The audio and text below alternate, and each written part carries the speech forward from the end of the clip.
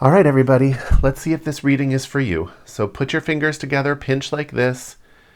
Is there something I need from this reading? If the answer is yes, you'll pull and your fingers won't come apart. If the answer is no, you'll pull and they will come apart. Okay? So today we're asking, why am I feeling depressed? Why do I feel depressed today? And it's an interesting answer here. So with the sun in the center position, it tells us that this is about your energy. Okay, you have something eating away on your energy. If we come up here into your thoughts, it would look like you are actually thinking about a message that was communicated to you by somebody that made a major change in your life. So there's this kind of idea that things were really good, and then something was communicated, and that changed everything. And that has been sort of weighing down on you.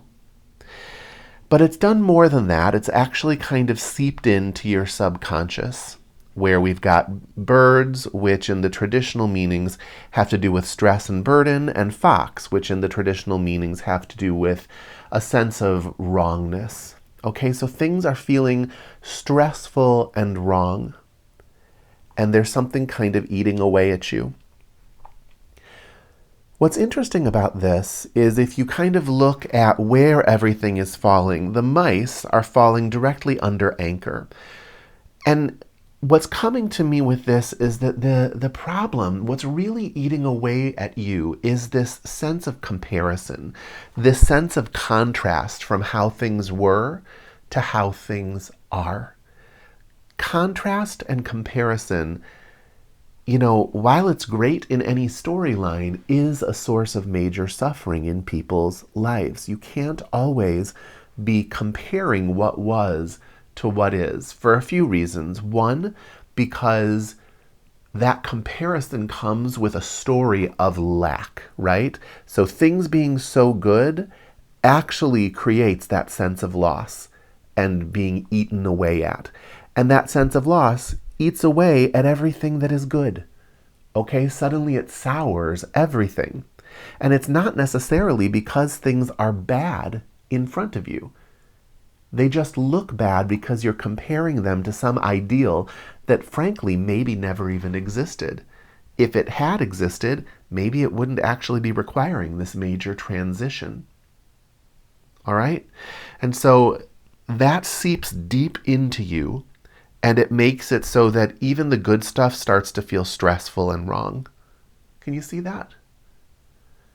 So this is all zapping you of your energy, your vitality, your will to live. Okay? So what do we do about it? All right, let's see. These are Oum views. We've got Gort, we've got Idad, and we've got Nyetel. Let me just set these up. Okay. So, Gort is a view that speaks of development. It speaks of kind of a willed development. So this is something that you've been doing a long time. It has set itself up in your subconscious, which means changing is not necessarily as simple as just knowing you need to change.